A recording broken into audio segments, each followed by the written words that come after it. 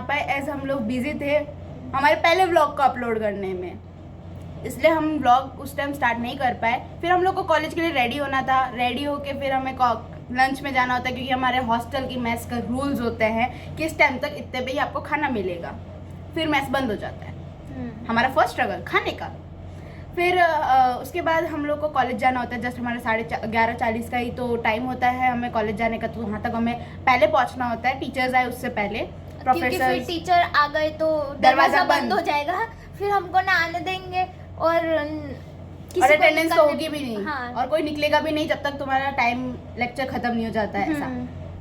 फिर आज तो कब टाइम निकल गया हमें पता नहीं चला, एज हम लोग बहुत बिजी हो गए थे, हमने बहुत आगे रिसर्च करी, और जो हम आपको कल के ब्लॉग में बता रहे थे कि हम आपको आज बताएंगे कि what is the business model canvas. It's like a blueprint.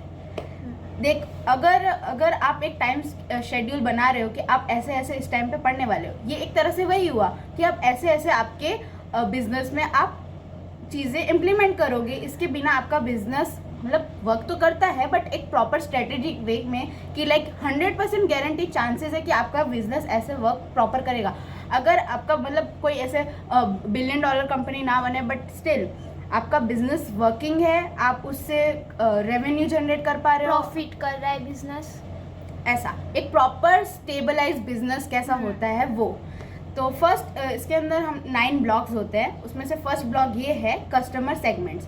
मतलब आपका राइट कस्टमर या फिर राइट टारगेट यूज़र क्या है। आप अगर अपना प्रोडक्ट बेच रहे हो तो एक वो राइट ऑडियंस के पास जा रहा है कि नहीं। आपका राइट यूज़र आपको नहीं पता होगा तब तक आप वो प्रोडक्ट को सेल नहीं कर पाओगे। जैसे आपको पता होना चाहिए कि परफेक्ट टाइम क्या है वो प्रोडक्ट का, वो प्रोडक्ट उस टाइम पे कैसे बिकेगा, फिर प्रोडक्ट का प्लेस क्या है। अगर आप गलत जगह पे, अब अंटार्कटिका में अगर आप समर क्लोथ बेचोगे तो कोई नहीं खरीदने वाला। और फिर ये समझ लो राइट टाइमिंग। अब अगर आप दिवाली पे पिचकारी वगैरह बेचोगे, कोई दिवाली पे पिचकारी नहीं चलाता, वो लोग उस टाइम पटाखे फोड़ते हैं। मुझे नहीं आता, इसको बहुत अच्छी तरह आता है, मास्टर है मास्टर। तो आप फटाकों की सेल्स वहाँ उस टाइम अच्छी होगी। और अगर आप इंडिया में बेच रहे हो तो और अच्छी होगी क्योंकि इंडिया में दिवाली को बहुत धूमधाम से मनाया जाता है। इससे लाइक छोटे छोटे एग्जाम्पल है। आप अगर अपने टारगेट यूजर को नहीं बता पाते कि आपका प्रोडक्ट कैसा है और आपके उस टाइम पे कैसे काम आएगा, तो आप उसको सेल नहीं कर पाओगे, वो वर्क ही नहीं करेगा उस टाइम पे। So second blog is customer relationship. Customer relationship is आप कस्टमर को आपकी ब्रांड के साथ कैसे एंगेज कर रहे हो।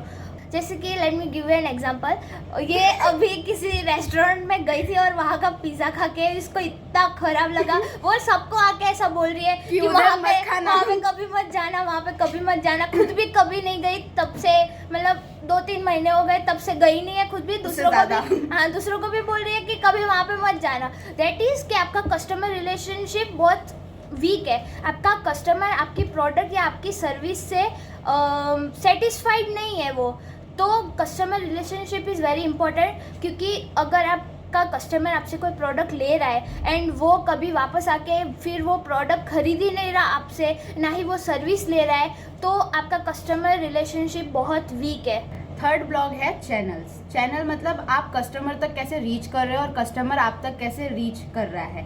जैसे कि आप अपना प्रोडक्ट जो बेच रहे हो वो कस्टमर को पसंद आता है और आप और कस्टमर जो है वो दूसरे अपने और अड़ोसी पड़ोसी को बताता है और उनको एक तरह से आपकी मार्केटिंग कर रहा है फ्री में, ठीक है। और वो फिर अड़ोसी पड़ोसी जो भी है, नेबर्स जो भी है, वो आपके पास आ रहे हैं और वो प्रोडक्ट ले रहे हैं। क्योंकि जैसे कि एक समझ लो आपके घर वगैरह में आपकी मम्मी वगैरह जो होती है, बर्तन वाले आते हैं बहुत सारे, तो एक जन जाता है खरीदता है, उसके बर्तन पसंद आते हैं तो वो अपने अड़ोसी पड़ोसी को बताती कि हाँ ये वाला बर्तन वाला बहुत अच्छा था, उससे बर्तन लेके आते हैं। तो एक तरह से आपकी प्रोडक्ट की मार्केटिंग हुई, एडवर्टाइजिंग कर दी, और वो फिर वो दूसरा कस्टमर जो उनके नेबर है वो आपके पास आके वो बर्तन ले रहे हैं। तो ये एक तरह का आपका चैनल हुआ। सो फोर्थ ब्लॉक है वैल्यू प्रोपोजिशन, कि आप आपके आइडिया में, आपके प्रोडक्ट में, आपकी सर्विस में क्या कुछ ऐसी चीज़ नहीं दे रहे हो जो दूसरे कोई नहीं दे रहा। अगर आप वही चीज़ कस्टमर को दे रहे हो जो पहले से मार्केट में एस्टेब्लिश्ड है, मार्केट में पहले से है, तो कोई आपसे नहीं लेगा, क्योंकि उनको पहले से वो चीज़ मिल रही है। आप उनको क्या ऐसा नया दे रहे हो कि वो आपसे ले। अगर आप उनको कुछ अच्छा दोगे, कुछ नया दोगे, तभी जाकर वो आपसे वही चीज़ लेंगे। सो फिफ्थ ब्लॉक है की एक्टिविटीज़। की एक्टिविटीज़ क्या है जो रोज़ आपको डेली, वीकली या मंथली कंटिन्यूअसली कंसिस्टेंटली करनी पड़ती है, उसके बिना आपका प्रोडक्ट बनेगा ही नहीं। जैसे कि आप लेमोनेड बना रहे हो और उसमें अगर आपने नींबू डाला ही नहीं तो वो प्रोडक्ट ही नहीं बनेगी। तो वो एक की एक्टिविटी है जो आपको आपके प्रोडक्ट बिल्डिंग में इंक्लूड करनी ही पड़ेगी। जैसे कि ऐसे एग्जांपल लेते हैं प्रोडक्शन इज़ वेरी इंपॉर्टेंट, वो की एक्टिविटीज़ में गिन सकता है। मार्केटिंग, आपको कस्टमर तक पहुंचने के लिए मार्केटिंग करना ही पड़ेगा। फिर कस्टमर रिलेशनशिप, कस्टमर सपोर्ट, ये सब कुछ कस्टमर को देना पड़ेगा। द सिक्स्थ ब्लॉक इज की रिसोर्सेज, कि कौन से रिसोर्सेज आपकी डे टू डे लाइफ में बहुत ज़रूरी है। जैसे कि आपको एक बिजनेस चलाने के लिए एक ऑफिस चाहिए होगा, अगर आपका कोई टेक स्टार्टअप है तो आपको डेवलपर्स चाहिए होंगे, आपको एक टीम चाहिए होगी, आपको एक को फाउंडर चाहिए होगा। तो ऑल दिस इज अ की रिसोर्सेज। फिर है की partnership, that is seventh block, की पार्टनरशिप। अगर आप सोच रहे हो कि मैं खुद अकेला या अकेली सब कुछ कर लूँगी एंड मुझे किसी की ज़रूरत नहीं, मुझे कोई टीम की ज़रूरत नहीं, मुझे कोई को फाउंडर की ज़रूरत नहीं, तो यू आर रॉन्ग। ऐसा एक लाइन है, the jack of everything is master of none. Like अगर आप सोच रहे हो कि मैं मार्केटिंग भी कर लूँगा, मैं मैनेजिंग भी कर लूँगा, मैं फाइनेंस भी संभाल लूँगा, नो। अगर आप अपने चारों उंगली घी में डालने जाओगे तो वो फिसलेगा ही फिसलेगा, बिजनेस आपका फिसलने के चांसेस बहुत है। You can't manage everything on your own. हाँ, अगर आप बनना चाहो लाइक वन मैन पावर वाला कि मैं अकेले कर लूँगा, ऐसा टाइप नहीं हो सकता है, क्योंकि इन जैसे जैसे आप प्रोग्रेस करोगे, जैसे जैसे आपकी प्रोडक्शन बढ़ेगी, वैसे आपको एक टीम की बहुत ज़रूरत पड़ेगी, एक को फाउंडर की ज़रूरत पड़ेगी, फिर जो चीज़ें हैं उसको बांटने की ज़रूरत पड़ेगी, क्योंकि एक दिमाग में 1000 चीज़ें आप एक साथ में नहीं कर पाओगे। So eighth block is cost structure, कि आपको आपके बिजनेस को स्टार्ट करने में, आपको आपके बिजनेस को रन करने में कितना खर्चा होगा। बहुत पैसा है मेरे पास, तिजोरियां भर रही हैं, इतना पैसा है कि खत्म ही नहीं हो रहा। आज ही मैं 25 करोड़ रुपए लेके निकला था मार्केट में खर्च करने के। जैसे कि अगर आप एक टीम रख रहे हो तो उसको सैलरी देनी पड़ेगी। अगर आप कहीं पे बिजनेस कर रहे हो, कहीं पे जगह लेके, तो वहाँ का रेंट देना पड़ेगा। अगर आपने कोई एप्लीकेशन बनाई तो आप ये नहीं सोच सकते कि हाँ मैंने बना के छोड़ दी तो अब मुझे कोई खर्चा नहीं करना पड़ेगा। नो, क्योंकि अगर आप SMS APIs लोगे तो उसका खर्चा देना पड़ता है। फिर अगर आपने पेमेंट गेटवे इंटीग्रेट किया है तो उसका भी पेमेंट देना पड़ता है। फिर रिवेन्यू स्ट्रीम, आप पैसे कहाँ से कमाओगे? पैसे तो मैं यूं बनाऊंगा शॉर्टकट तरीके से। मेन पॉइंट, कहाँ से रिवेन्यू जनरेट करोगे? आपके प्रोडक्ट के आइडिया में से आप ऐसा क्या करोगे जिससे आपको कस्टमर पैसे देगा? या फिर आप कोई प्रोडक्ट बेचोगे या फिर कोई सर्विस बेचोगे, एनीथिंग। अगर आप कुछ बेच रहे हो और उसमें से आपको कोई प्रॉफिट नहीं हो रहा तो वो आपके बिजनेस करने का फायदा ही क्या हुआ?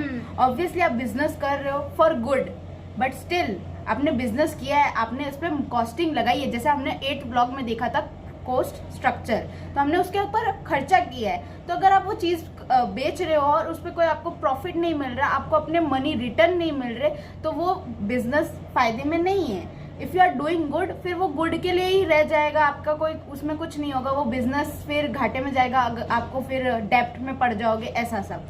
तो आपको कॉस्टिंग वगैरह भी मैनेज करना पड़ेगा।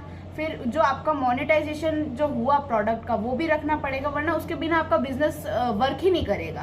Because if you are not gaining something, तो उसका करने का फ़ायदा क्या होगा? तो ये हुआ 9 blocks of the business model canvas.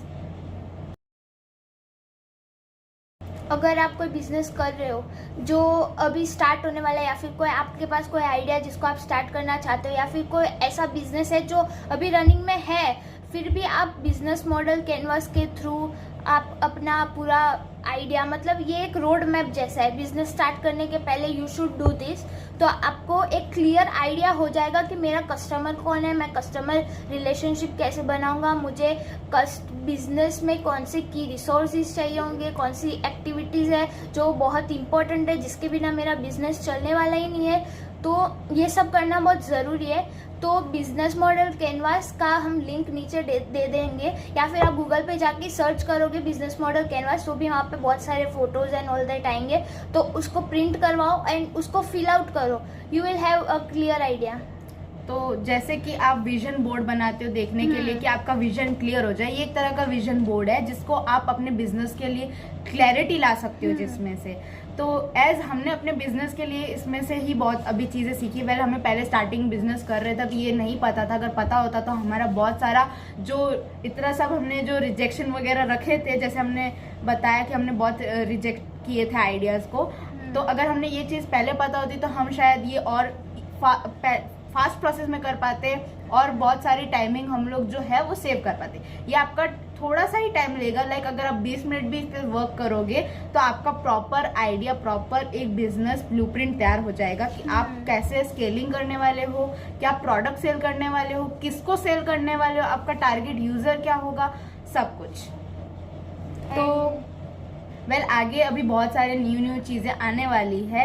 As हमारे वैकेशंस भी आएंगे, मतलब वैकेशंस तो नहीं है, छोटी मोटी छुट्टियाँ आने वाली। तो हम क्या करते हैं उन छुट्टियों में, वैसे हम सेपरेट हो जाते हैं क्योंकि हम अलग अलग सिटीज़ में रहते हैं। तो आपको वो सब भी दिखाएंगे कि हम घर जाके भी कैसे टच में रह के अपने बिजनेस को हैंडल कर रहे हैं, अलग अलग सिटी में भी। तो ये सब भी देखने को मिलेगा।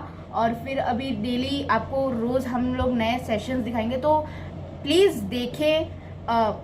हम आपको ये हमारे व्यूज़ एंड उस सब के लिए नहीं है, हम चाहते हैं कि आप भी बिजनेस हमारी तरह स्टार्ट करो। Like everybody is teaching something, तो हम भी चाहते हैं कि हम जो सीख रहे हैं वो आपको सिखा सके। सो डू कमेंट कि लाइक आपको क्या क्या मिला, क्या नहीं समझ आया, कोई डाउट है तो वो पूछ सकते हो, हम आपका डाउट क्लियर कर देंगे। जैसे हमने बोला था कि आपको की पार्टनरशिप, जो हमारा 7th ब्लॉग है की पार्टनरशिप, तो उस पार्टनरशिप को भी हमें मैनेज करना आना चाहिए कि आप अपनी टीम को कैसे मैनेज कर रहे हो, उन पे ट्रस्ट बिल्डिंग, ये जो है मेन की ट्रस्ट। अगर आप बिजनेस कर रहे हो तो आपका ट्रस्ट कितना कैसा है वो भी देखना पड़ता है, आपका पार्टनर जो है उसके साथ आपकी कैसी बन रही है वो भी देखना पड़ता है। तो इसी तरह से लाइक अभी हम लोग ने इतना सब कुछ आपको समझाया, कुछ डाउट हो तो पूछ लेना, नो हेजिटेशन, हमसे आप कुछ भी पूछ सकते हो, हमें जो भी पता होगा हम शेयर करेंगे। कुछ अगर आप नई क्वेश्चन लेके आते तो उस पर भी हम सोल्यूशन ढूंढेंगे, क्योंकि फिर हमें भी पता चलेगा, आपसे भी हमें सीखने को मिलेगा। ऐसा नहीं कि हम ही आपको सब सिखाते रहेंगे, हमें सब कुछ नहीं पता है। तो तब तक के लिए बाय बाय, नेक्स्ट ब्लॉग में ज़रूर मिलेंगे और न्यू चीज़ों के साथ मिलेंगे।